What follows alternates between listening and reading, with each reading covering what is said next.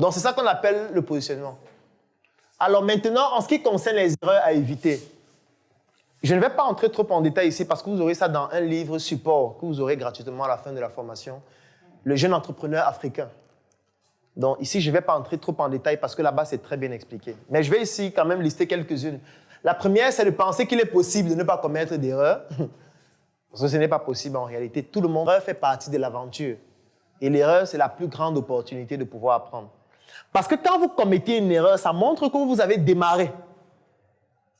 Parce que si vous ne démarrez pas, vous n'allez pas commettre d'erreur. C'est pour ça qu'on dit que seuls ceux qui ne font rien ne se trompent jamais. Donc, si vous commettez des erreurs, vous devez en être fier. Parce que ça montre au moins que vous avez franchi une étape, celle de démarrer. Maintenant, c'est à vous de pouvoir trouver les raisons de cette erreur-là et de ne plus commettre ça les prochaines fois. Alors, pour le business plan, je l'ai déjà expliqué. Business plan, ça vient de business model. Je vais vous expliquer le business model, qui est le moyen par lequel vous réussissez à gagner de l'argent à travers votre activité. Donc, on rédige un business plan lorsqu'on a déjà un business model. Et le business plan est dans ce document dans lequel vous allez expliquer comment le business model fonctionne. Vous allez faire des perspectives, vous allez essayer de présenter la concurrence, bien que la plupart des fois ce soit un mot abusif, si vous avez bien compris ce que j'ai expliqué tout à l'heure. Mais à votre échelle, si vous voulez juste commencer et débuter, vous n'avez pas besoin de business plan. Est-ce qu'il faut un business plan pour aller créer une plateforme en ligne et commencer à publier peut-être les photos du miel et dire aux gens que vous pouvez acheter le miel chez moi? On n'a pas besoin de business plan. Vous avez d'abord besoin d'avoir le business model, c'est-à-dire le modèle économique qui permet de pouvoir gagner de l'argent à travers ce miel. C'est quand vous allez réussir à le faire et gagner de l'argent que vous pourriez maintenant théoriser et dire maintenant je veux passer à l'échelle où je fais un chiffre d'affaires de 1 million par jour. Pour ça, qu'est-ce qu'il faut? Vous allez maintenant commencer à écrire le besoin en fonction de l'expérience de terrain que vous avez eue, qui vous permettait peut-être de gagner 15 000 ou 20 000. Donc, vous n'allez pas quitter de zéro à écrire un document où vous voulez 50 millions de capital. Ça n'a pas de sens. Alors, une autre erreur, c'est de vouloir résoudre plusieurs problèmes au début. Ça, je l'ai déjà expliqué. Une autre erreur, c'est de commencer par un secteur d'activité qui est fun. Et ça, c'est une erreur qui est très régulière, surtout chez les jeunes. Parce que parfois, on veut lancer une activité et devenir une star. Au lieu de chercher à gagner de l'argent, on veut devenir une star. L'entrepreneuriat, ce n'est pas pour devenir une star. C'est pour gagner de l'argent, mon frère. Mieux, on ne te connaît même pas. Sauf qu'on aime se lancer dans les secteurs d'activité qui sont fun. Et j'en parlais tout à l'heure. Les gens vont vouloir faire les drones, lancer les satellites, faire tout ça. Alors qu'il y a le Mbitako là, qui est là, qui attend qu'on vienne vendre et gagner 30 francs par Mbitako là. Je vous ai donné l'exemple hier. Il y a le citron qui est là. En fait, il y a des produits usuels qui sont là, qu'on peut facilement vendre et dont les marges sont faibles. Et ce qu'il faut comprendre, c'est quoi? C'est que lorsque le marché est grand, l'idéal, c'est de vendre des produits moins chers. Lorsque le marché est très grand, la stratégie idéale, c'est de vendre des produits très moins chers pour avoir des toutes petites marges, mais sur une très grande population. Je vous ai pris l'exemple avec le Mbitako là hier. Imaginez-vous quelqu'un qui vend le Mbitako là et il gagne 10 francs par Mbitako là, mais chaque jour, il vend en moyenne 1000. Ça fait combien qu'il gagne par jour de marge? Ça fait combien de marge? Ça fait 10 000 de marge, pas de chiffre d'affaires. Ça veut dire qu'au bout de 30 jours, ça fait 300 000 de marge. Et c'est beaucoup d'argent. Par rapport à celui qui va dire que je suis ingénieur, je conçois les maisons. Et puis, il va avoir un projet de conception peut-être une fois par mois. Et ce projet de conception va payer peut-être 150 000. Et les 150 000 là, ce sera maintenant le chiffre d'affaires, ce ne sera pas la marge. Ce qui fait qu'il va se retrouver en train de faire un chiffre d'affaires de 150 000.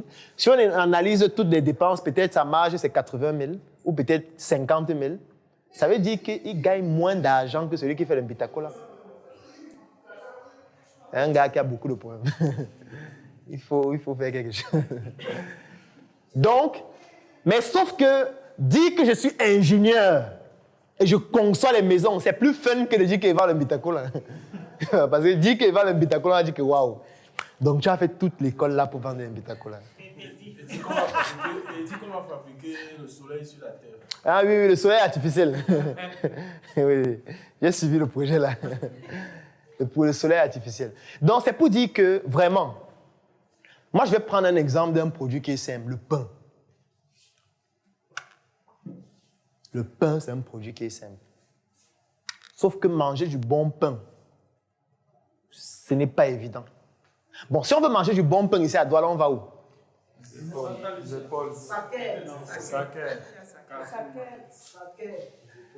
Est-ce que vous venez de vous rendre compte que vous avez cité tout sauf les boutiquiers du quartier? Parce que je n'ai pas suivi quelqu'un dire que non, il y a mon boutiquier au quartier, il a le bon pain bien chaud.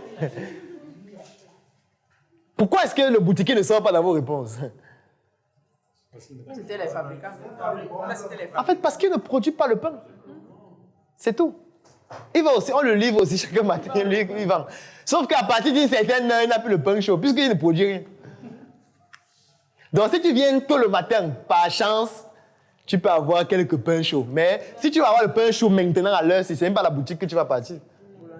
C'est parce qu'il n'y a pas un réseau de boutiques qu'on a créé qui fabriquent leur propre pain. Fabriquer le pain, ça a quoi de miraculeux? La technologie du pain existe depuis combien d'années? Pourquoi aujourd'hui on se retrouve les gens qui fabriquent pas leur pain eux-mêmes? On peut s'intéresser à ça. Parce que ce qu'il faut savoir, c'est que ceux qui partent au supermarché ont un certain statut social. Il faut toujours retenir ça. Il y a des gens qui ne vont jamais mettre un pied dans un supermarché. Parce que pour eux, c'est pour les riches. C'est lui pour visiter. Non, même visiter, c'est hyper intéressant. Il fait quoi? Il visite quoi? Escalator. Peut-être oui, peut-être pour monter sur l'escalator et tomber aussi et dire que c'est tombé. Mais il y a des gens que pour lui, quand il passe, il voit Carrefour, il dit « Eh, les bobos ». Lui, son truc, c'est... Tu vois qu'un gars de Mabanda, il fait quoi à Carrefour? Donc, ce qui fait en sorte que... Quel est donc le pain qu'on propose au gars de Mabanda? Il n'a pas aussi droit au bon pain. Comment est-ce qu'il ne va pas payer? Pourquoi tu dis qu'il ne va pas payer? Est-ce que le pain va changer? Je vais même aller plus loin. Si on contrôle la production, on est même capable de réduire encore les coûts. Donc, au lieu de penser à quelque chose de très compliqué, comme parfois les gens me disent, on va faire le pain avec la farine de patate ou de manioc. Je ne dis pas que c'est mauvais. Mais la question que je vais poser, c'est que tu vas t'approvisionner en plantain où? En quantité aussi suffisante, de manière industrielle, pour que le coût de production soit faible et que le pain soit moins cher. Tu vas prendre le plantain où? Lorsqu'on n'a même pas déjà le plantain pour manger. C'est ça le problème. Tant qu'il n'y a pas de production industrielle de la matière première, on ne peut pas avoir de production industrielle des produits dérivés qui en découlent. Et le seul moyen d'avoir des coûts de production faibles, c'est de produire de manière industrielle. C'est pour ça que quand vous allez voir un pain de patate, ou même la farine de patate, ou la farine de manioc ou de plantain, c'est tout très cher. Et au lieu de comprendre qu'ils doivent se positionner dans un seul segment, c'est-à-dire peut-être les personnes qui ont une allergie au gluten, ils veulent vendre ça à tout le monde et on leur rappelle tous les jours que c'est cher et tous les jours ils disent soutiens ton frère, c'est le Made in Cameroun. Non, on n'a pas d'argent. Ce n'est pas qu'on on veut soutenir, mais on est pauvre. Bon, on n'a pas d'argent, on fait quoi? On fait quoi? Donc, il est question pour nous de réfléchir aussi sur comment faire pour vendre des produits moins chers. Et si on n'industrialise pas, c'est impossible. Sauf que si tu es seul, tu ne peux pas industrialiser. Mais si on décide de se mettre 50, on peut commencer à tendre vers la semi-industrie. Et réduire les coûts. Et réduire considérablement les coûts. Le seul moyen de réduire les coûts, c'est de produire de manière industrielle. Il n'y a pas un autre moyen.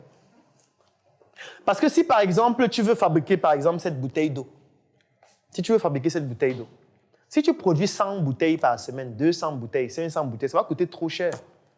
Parce que quand tu vas aller pour acheter cette bouteille et dire que tu veux seulement 500 bouteilles, on va te dire, OK, on va te vendre la bouteille à 100 francs.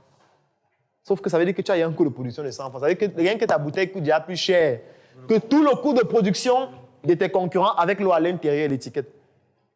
Ce qui fait que quand tu vas acheter ta bouteille à 100 francs, aller encore chercher l'eau, mettre les coûts de production de l'eau de tes employés et tout ça, tu vas te retrouver avec un coût de production de la bouteille à peut-être 200.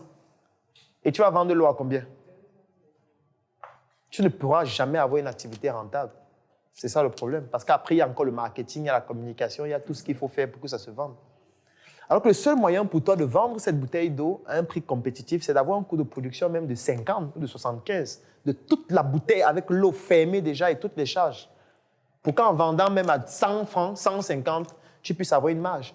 Et si on met maintenant le fait qu'il y a la corruption, il y a les impôts, il y a tout ça que tu dois aussi intégrer, là tu peux aussi mettre le prix comme les autres, 200, 250. Sinon, c'est impossible de s'en sortir dans l'eau. Sauf que pour produire, donc pour avoir ces coûts de production aussi faibles, il faut que tu produises des centaines de milliers de bouteilles. Sauf que tu ne peux pas produire des centaines de milliers de bouteilles seul. C'est ça le problème. La mission est simple. Voici une arme capable de changer le mindset du continent africain. Détruire l'obésité de l'inconsistance intellectuelle dans laquelle se cache le coffret VIP. Il possède une arme contenant 200 heures de formation et 8 ans d'expérience entrepreneuriale. Recevez le pouvoir de devenir une meilleure version de vous-même. Armez-vous de cette clé pour une réussite entrepreneuriale.